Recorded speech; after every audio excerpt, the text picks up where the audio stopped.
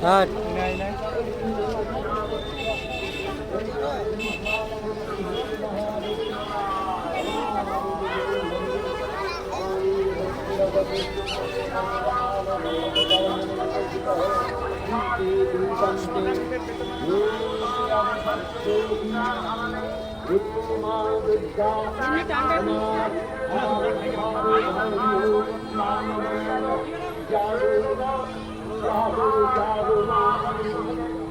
আমাদের এবারের মৃৎশিল্পী রাজকুমার পণ্ডিত ও তার সুপুত্র কনক কুমার পণ্ডিত।